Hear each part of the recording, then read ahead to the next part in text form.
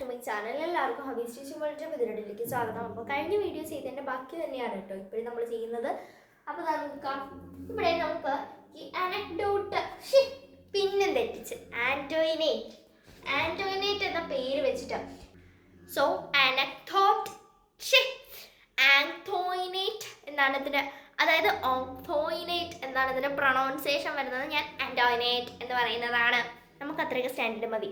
Okay, അപ്പോൾ നിങ്ങൾ പറയുമ്പോൾ ഓക്തോയിനേറ്റ് എന്ന് തന്നെ വായിക്കണം, ഓക്തോയിനേറ്റ്. ഓക്കെ, അപ്പം ഇവിടെ നമുക്ക് കുഞ്ഞിശ്ശേരിയുടെ ഡിസ്ക്രിപ്ഷനാണ് എഴുതേണ്ടത്. നമ്മൾ ഓക്തോയിനേറ്റിൻ്റെ ഡിസ്ക്രിപ്ഷനാണ് അപ്പം എഴുതുന്നത്. ഓക്കെ, ഇതാ നോക്കാം, ആണ് ഇവിടെ നോക്കിക്കോളാം. Antoinette is an active girl. Active എന്ന് പറയുന്ന വാക്ക് നമുക്കിവിടെ കാണാൻ കഴിയുന്നുണ്ട്. ഗേൾ, ആന്റോയിനേറ്റ് വളരെ ആക്റ്റീവായിട്ടുള്ള, ഭയങ്കര തുള്ളി നിൽക്കുന്ന ഒരു കുട്ടിയാണ്. She is very nice and talented. ഇവിടെ ഞാൻ റൗണ്ട് ചെയ്തിട്ടേക്കാമേ. നൈസ് ആൻഡ് ടാലന്റഡ്, ഇവിടെ ടാലന്റും വരുന്നുണ്ട്, നൈസും വരുന്നുണ്ട്. ഓക്കെ, അതുപോലെ തന്നെ next, she is very optimistic. വളരെ ശുഭാപ്തി വിശ്വാസം. ഒപ്റ്റിമിസ്റ്റിക്, നടക്കുന്നു optimistic. along with an energetic person. energetic അത് വരുന്നുണ്ട്. പേഴ്സണാലിറ്റി, അവർക്ക് ഭയങ്കര ശക്തി, ഭയങ്കരമായിട്ടുള്ള ഒരു നല്ല വ്യക്തിത്വമാണ്, അതാണ് ഇവിടെ ഉദ്ദേശിക്കുന്നത്. Next, she is an inspiration to everyone. ഇവിടെ നിങ്ങൾക്ക് വായിക്കാൻ പറ്റുമെന്ന് അറിഞ്ഞൂടെ, ഞാനിങ്ങനെ ബോർഡ് ചാരിയെന്നെല്ലാം പോയി. ഓക്കെ, ഇൻസ്പിറേഷൻ ഇവിടെ വരുന്നുണ്ട്. ഇൻസ്പിറേഷൻ നല്ല ഇൻസ്പയറിങ് എന്നാണ് വരുന്നത്. നിങ്ങളിവിടെ ഇൻസ്പിറേഷൻ ആക്കിക്കോളാം. Okay, inspiration. അതുപോലെ തന്നെ ഓക്കെ, നെക്സ്റ്റ് നോക്കാം. ടു എവ്രി വൺ, എല്ലാവർക്കും അവളൊരു വളരെ മാതൃകയാണ്, വളരെ എന്താ അതന്നെ പ്രചോദനമാണ്.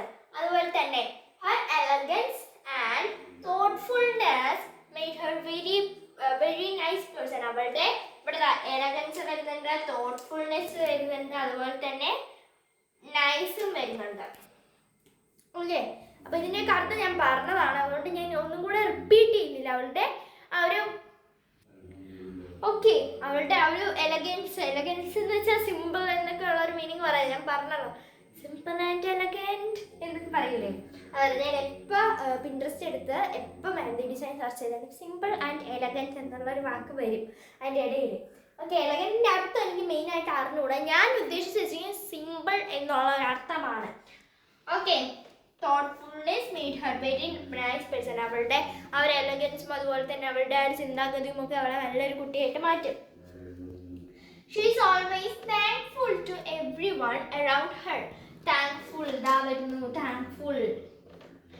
അവളുടെ ചുറ്റിനുമുള്ള ആളുകളോട് അവൾ ഭയങ്കര നന്ദിയുള്ളവളാണ് എന്ന് പറയാണ്. നെക്സ്റ്റ് നോക്കാം.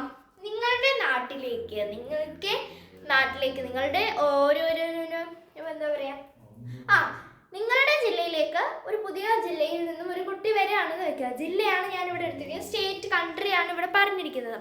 ഓക്കെ, ഇപ്പൊ കൊല്ലത്തുള്ള ഒരു സ്കൂളിലോട്ട് തിരുവനന്തപുരത്തുള്ള ഒരു കുട്ടി വരികയാണ്. അപ്പം നിങ്ങൾ അവളെ എന്തെല്ലാം ചെയ്യും, അതായത് എന്തെല്ലാം അവൾക്ക് നിങ്ങൾ പറഞ്ഞു കൊടുക്കും, എന്തെല്ലാം നിങ്ങൾ അവളെ കൂട്ടാക്കിയാൽ എന്തെല്ലാം ചെയ്തു കൊടുക്കും എന്നാണ്. ഓക്കെ, ഇത് വില്ലും ഷോളും ക്യാനും, അതായത് നമ്മൾ വില്ല് ഉപയോഗിക്കുകയാണെന്നുണ്ടെങ്കിൽ ചെയ്യും.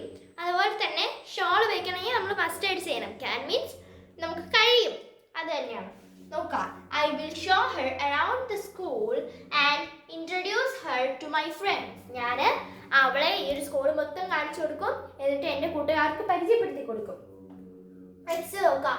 I will make her eat lunch with me and my friends. എൻ്റെ കൂട്ടുകാരോടും എൻ്റെയും എൻ്റെ കൂട്ടുകാരോടും ഒത്തിരുന്ന് നമ്മൾ അവളെ ലഞ്ച് കഴിക്കാൻ കൂട്ടും എന്ന് പറയാണ്. I shall give notes to her. ഞാൻ അവൾക്ക് എന്ത് ചെയ്യും, നോട്ടുകൾ കൊടുക്കും. അതുപോലെ തന്നെ I should help her in studying. ഞാൻ അവളെ പഠിക്കാനായിട്ട് സഹായിക്കും. I will take her to the library and introduce new books to her. ഞാൻ അവളെ ലൈബ്രറിയിൽ കൊണ്ടുപോകും, പുതിയ ബുക്കുകൾ പരിചയപ്പെടുത്തി കൊടുക്കുകയും ചെയ്യും. We can have a pleasant moments here. എന്താണ്, നമുക്കൊരു വലിയ പ്ലസന്റ് ആയിട്ടുള്ള നല്ല അവൾക്ക് നല്ലൊരു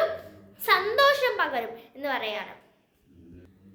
ഓക്കെ, അപ്പം എന്താ പറയുക, എനിക്ക് ട്യൂഷനിൽ ഓഗസ്റ്റ് 6 മുതലാണ് ഓണപ്പരീക്ഷ. ട്യൂഷനിൽ സ്കൂളിൽ 21 ഓഗസ്റ്റ് 21 മുതലാണ് ഗൈസ്. ട്യൂഷനിൽ 15 പരീക്ഷ തീരും.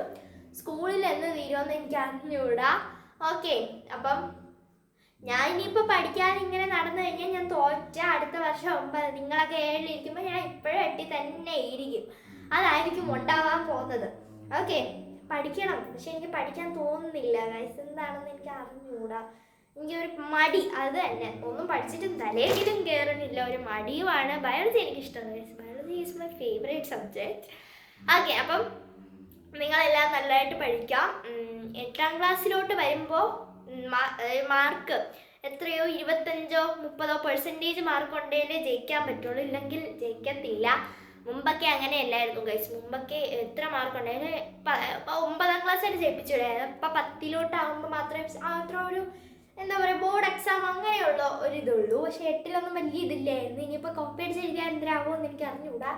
ഓക്കെ, ഞാൻ കോപ്പി അടിക്കില്ലായിരിക്കും, ചിലപ്പോൾ അടിക്കായിരിക്കും, എനിക്ക് അറിഞ്ഞുകൂടാ ഗൈസ്.